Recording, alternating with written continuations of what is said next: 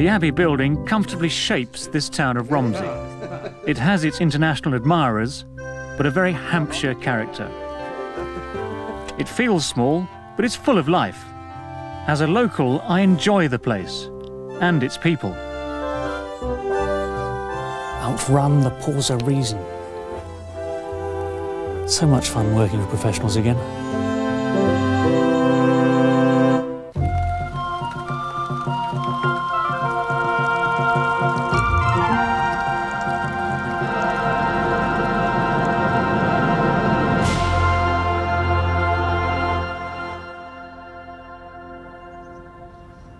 There are many fine buildings in and around Romsey, but perhaps none houses such an unexpected group of people as here on the site of the old horse fair.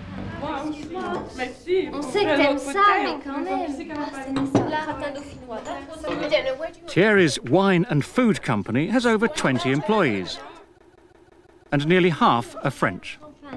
What we're trying to do there is keep that the French way. So we got this, we try to have a lunch all together. We got a cook and she provides lunch for us. And we sit all together, you see, it's a large table like in family.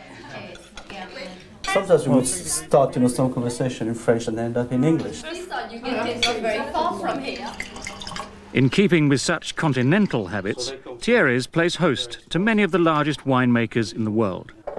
And all the high street supermarkets come here to taste and buy from Thierry's selection of wines. Inevitably, we end up in a situation where they'll taste number 1 and number 3, and they'll say, could we have 40% of number 1 and 60% of number 2? And we say, of course. Why not, if that's what you want? In other words, being able to give them precisely what they want is something that these people in Romsey have been able to do. How did you find out that here in Romsey was this little centre that... It is a big centre that could dominate this market? Well, I'd like you to meet him right here. No, it's where's the company in Romsey? When Thierry started 20 years ago, that was in London. And he decided after a while to do what we were doing, which is selling mainly to the supermarkets, cash and carries, and the off-license. We didn't need to be in London. We could do it just as well from outside.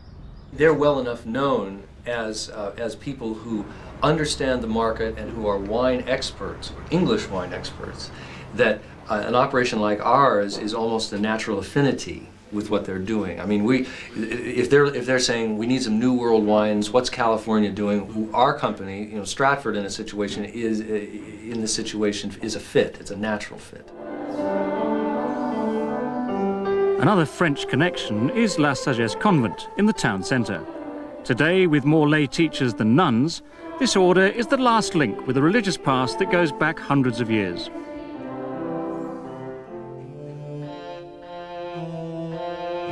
For Romsey Abbey was, by the 10th century, established as a major monastery of nuns, and its abbess a hugely powerful landlord. This Benedictine community fostered the development of a thriving market in the town. The abbey has many royal connections. King Alfred's granddaughter was an abbess. Henry I's wife was brought up there. But by the time of Henry VIII's dissolution of the churches, the nunnery no longer held the power it once had. In 1544, the town was offered the great Norman buildings for just £100. And in a document signed by Henry VIII, the sale went ahead. The River Test has always been a source of wealth. The medieval town gained much from the salmon and trout that were then plentiful in these chalk waters. Today, the river has to be carefully managed, and Bernard Aldridge is someone who has spent his working life on the Broadlands estate. What we normally do, David, at the end of every season, we cut all the weed back hard. Yeah. And this is to let the water go when we get floods. So we can hop in here. I think... I'll follow you, don't worry. Okay. There we are. Okay. Right then. I'm in. Try and come to join you Off you do. without too much disaster. It's a lovely feeling. No trouble at all. Lovely feeling. Lovely feeling. This is not your average city path, is it? No, it isn't. But of course the weed is essential to the life of the river. Because it holds all the life, holds the shrimps and the fly life. Without the weed, the river dies. Without the weed, the river dies, exactly. But too much weed? Too much weed, the river chokes. Now, Bernard, you've been on this river, or in this river, for what, 38 years now? 38 years, yes. Almost man and boy, that, isn't Man it? and fish. The history of the river is the history of Romsey. I mean, the town was based on the river, wasn't it? Well, Romsey's built on about 7 little streams. And this is where the Broadlands piece of the test is unique, in that we have got here the whole test in one channel. And it's the only part of the test where it is in one channel. You go above Romsey, it splits, subdivides, turns into a million streams. Finding it is quite difficult, especially if you fly over it and look down. It looks just like an octopus of water. How important is the survival of Broadlands to the survival of Romsey? Oh, I think it's desperately important. When you think that the Broadlands estate is really the only buffer between Southampton and Romsey. If you took away the estate, Romsey will be swallowed up in 5 minutes flat. It's been described to me as the fishing capital of England, is that right? Well, we like to think so. It's certainly the mecca of fishermen the world over. This is where we're very fortunate in that we meet people who are coming out to enjoy themselves. They might be very nasty in their businesses, but when they're on the riverbank, they're all nice people, and most of them obey the rules and do things properly. The gentlemen of the river. Absolutely. Well, I think we're the workers of the river. We're the workers of the river, and we're slacking Ought desperately. to try and do some work before it's too late. Off we go then. Before our feet freeze.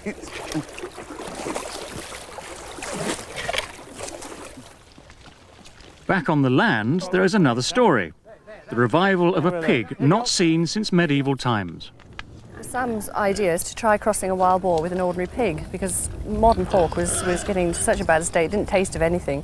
And what we didn't realise at the time was that we were actually recreating the Hampshire hog, which roamed in the forests in Hampshire hundreds of years ago.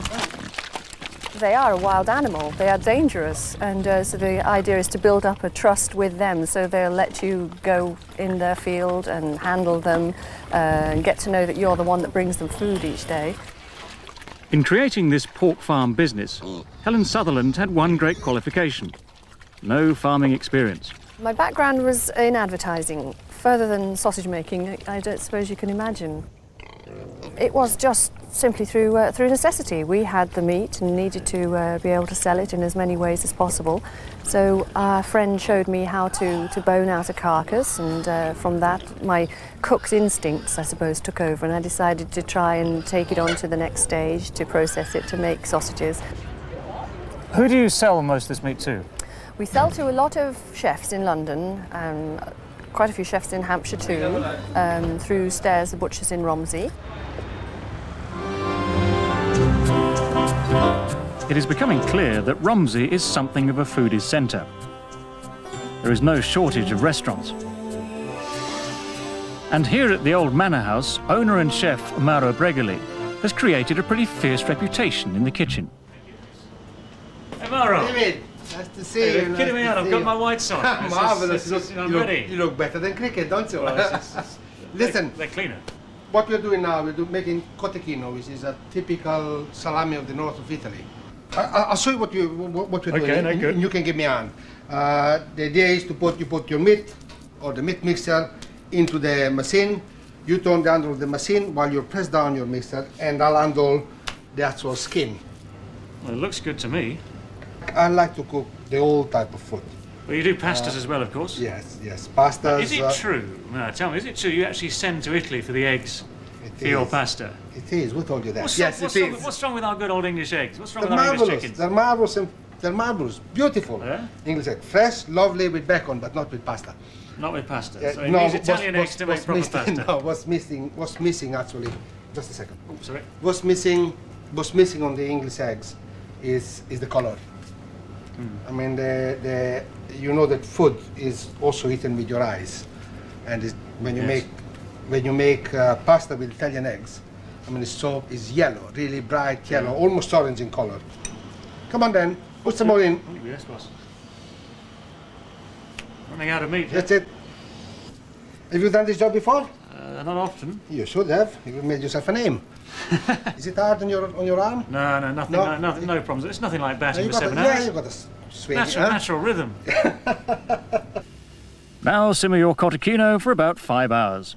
Cut into generous slices and serve with freshly cooked brown lentils. Ah, Voilà, the finished article. cotechino Hey, marvellous. con lenticchie.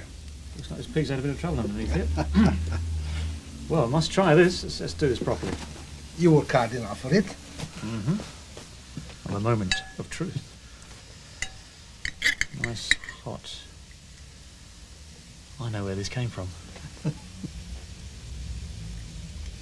So this is almost bliss. We've got a nice bottle of red wine, we've got some cotechino, perfect surroundings. Almost makes you wonder, you know, what is the perfect answer to life? Being in Romsey. Romsey is certainly attractive to strangers. There's plenty of us happy foreigners who love the town. But what do the locals think? Where better than the town's own newspaper to find out?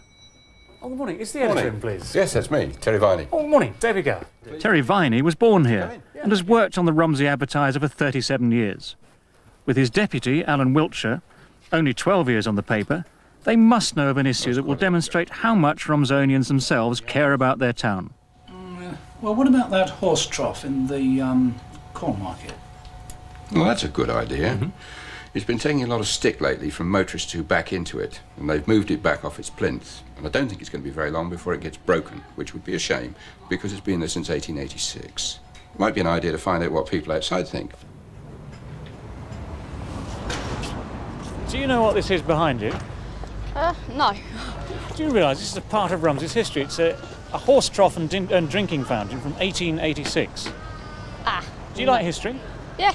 Yes. So do you think we ought to keep this in good repair and make sure it's looked after and doesn't get knocked over by traffic? Yeah, definitely.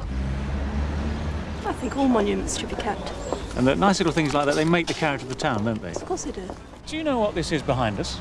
Not specifically, but I would imagine it's a part of old Romsey. Yeah. Do you think we ought to be spending time to make sure that little monuments like this are preserved and looked after? Oh, yes, definitely.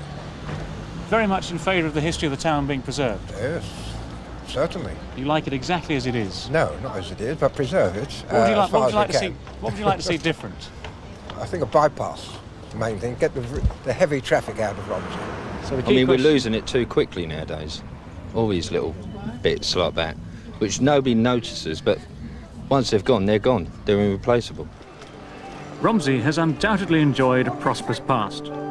While it took the side of Cromwell and saw several nights of plunder during the Civil War, its buildings and people survived well. The cloth trade provided its wealth until the 18th century, when new business in grain milling and brewing took over. One building which has stood for rather less time found new life 10 years ago. The Plaza was another dead cinema when local amateurs bought it. Aye, and since murder's too terrible for the year, the time has been, the brains were out. They have turned it into a successful theatre, with 6 full-scale productions a year and a thriving costume hire business. Nothing to those that know me. We're just attendants and children looked at, but we don't have to say anything. What do you have to do? We just have to stand around and serve all the meals in the banquet scene and give them drinks. We thirst, and all to all. The Romsey Amateur Operatic and Dramatic Society, Rayods to insiders, is unnervingly professional and always has been, packing them in since 1934. Do any of the actors actually get carried away in their roles without looking at Peter?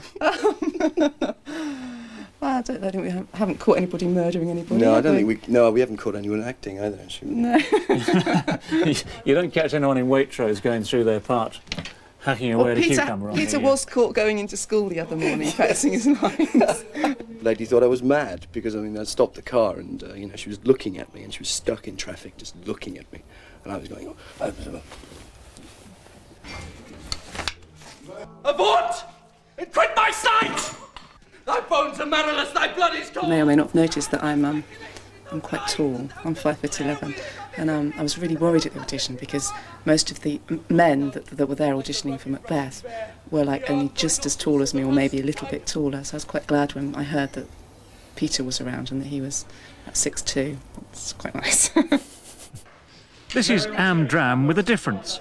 borne out by the membership. It costs £15 a year, and no one gets to play without auditioning.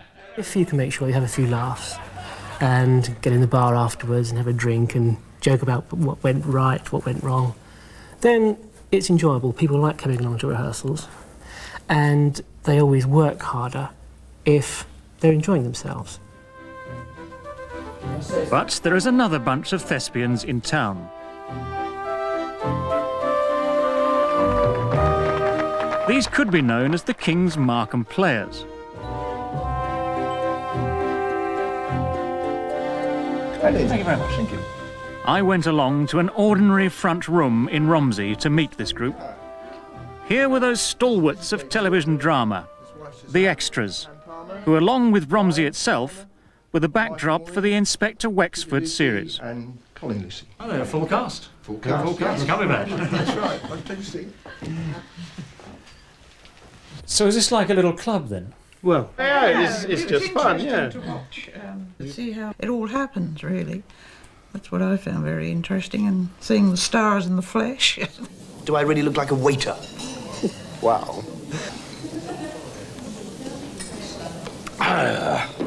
So, how many new corn to Venus Killian? That's your big walking. There's the prawn cocktail. They were the only ones that got the complete prawn cocktail. We got the odds and ends. What do you actually talk about then when you're in the back of a scene like this? We're miming. No sound? No sound. And the same food all day. It makes it much more difficult because you're pretending to talk and not talking, and it's very difficult not to start laughing or smirking. And Brian ate his avocado and shouldn't have done. There we are, there's Peter. There we are. It was Gus's idea.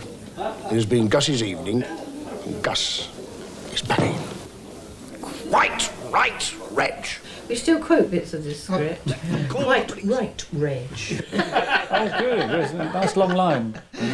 Does it actually change the way that you watch television after you've been in? After you've been in this Yes. Yes. We look at the extras. Truly, we watch the extras. More on the film. Certainly not Desmond. I daren't hazard a guess. Probably that gentleman over there. Where was this shot, this scene?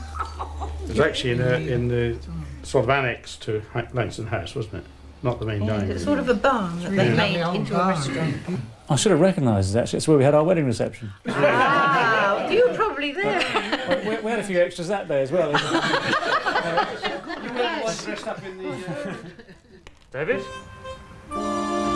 Next, I was off to find someone I knew had plenty of local connections and runs a rather unusual business from his home.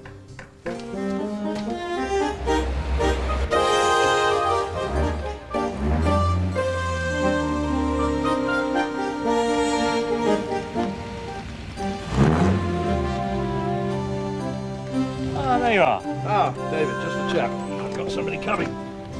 Look at the cars. I want a hand to get some of them out. Well, I could be your man. I reckon you are. Like any good salesman, David Howard always likes to keep a little mystery about his business. So who are the people you end up selling to mainly? People like you, sort of young men with a lot of money, you know. Or old retired chaps. Old retired chaps like me, you see, who want something to do in their dotage. And a lot of retired people, actually, I suppose, don't want to sit around drinking and knitting, and little old couples buy a car. Or they've always thought of having an old car, a vintage car. Or it takes them back, you see. Takes them back to their childhood. What's your official role in Romsey? I haven't got an official role. I'm just the vice chairman of the Romsey Working Men's Conservative Club. And people rather laugh at the sort of working men and conservative club put together, but we all do a job of work, I suppose. But it's a very exclusive club, isn't it? Well, it's not that exclusive now, because we let women in as well, you see. For a long time we were, I think, almost unique in the country in not letting, in not having women in there. But they're allowed into part of the club now. They're associate members, so they can come in. There are still holy of holies, like the sort of the snooker room, where they don't go in that side. But once a year they go in for a Christmas draw. They must feel very privileged when they do. Oh, absolutely, yes. Yes, very privileged. Yeah. But today's visitor, George Baker, is no stranger to these parts or that of Inspector Wexford. George, you've been associated with Romsey in a fictional part for many years. How strong are your real ties to the town? I don't think there's many pubs that I haven't been in. So, from reality, yes. The fictional side of the life here sometimes got mixed up because, you know, they'd see me walking about and I was actually in a scene and they'd stop me and have a chat. And I'd say, no, you can't do that. No. It's not me. No, it's not me. It's no, someone not else, me. yes. No, not me, yeah. And of course they used to get very cross because the accent changed, because of course, you know, Inspector Wexford talks like that. And then they'd come and say, why aren't you talking like that? What's the matter with you? Do you think the Romsey people actually quite like their little bit of fame that comes through the television? Yes, I think they probably do. I think they probably enjoyed it. Yes. I think it brought quite a bit of money. And I was very startled the other day. I was in Romsey doing my shopping at Waitrose, a long way from Devizes, but there it is. And some Canadians stopped me. And they said, it is it? Is it? And I said, yes, it may be. Who do you think it is? You see? They said, we've come all the way from Canada to Romsey to see the town where it was made. And fancy meeting you here.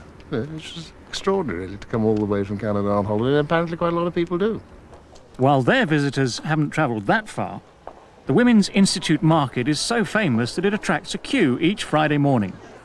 Its sale of homemade and homegrown produce attracts regulars from towns as far away as Portsmouth and Bournemouth. Quite figured it out. I wouldn't stand out there in the cold, but they do, and I think perhaps that's part of the Friday morning, standing in a queue and talking to their friends. Same cake every week. Yes. I have a bread pudding every week, you see. She goes mad with a bread pudding every week, see? Yes. Is that the one? That's it. This is a chance to buy preserves, vegetables, angel cakes, woolen socks. Indeed, any quality item that any gran or mum has ever been known to make. There's even a store where regulars can place and collect their orders, and it's needed. This WI market starts play at 10 and is all out by 11. We've got my sister's coming this weekend. She'll like to pick up things. Is it? Oh, well, it's easy to please then. I come in every week practically, and then on certain weeks I order particular items, you know, such as 2 of these lettuce jam tarts and an apple tart. That'll last a couple of weeks, and next week I come in and get fruit cake or whatever. Is that the same lady who makes the both products? She makes most of the produce that I buy, yeah. You're not in love with her, are you? Not really. No, since I lost my wife, the only way I can get home cooking is by coming into the Women's Institute here and buying it home cooked. Romsey's attractions are those of a traditional country town.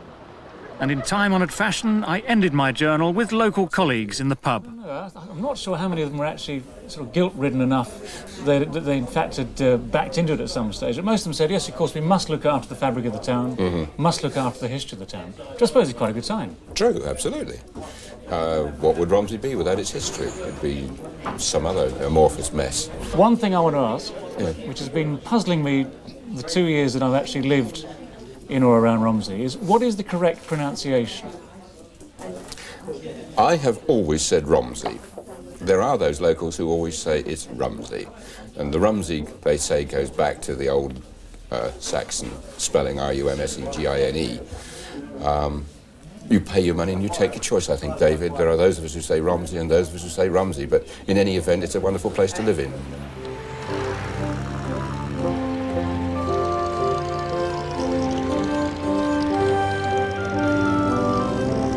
Right here, driver.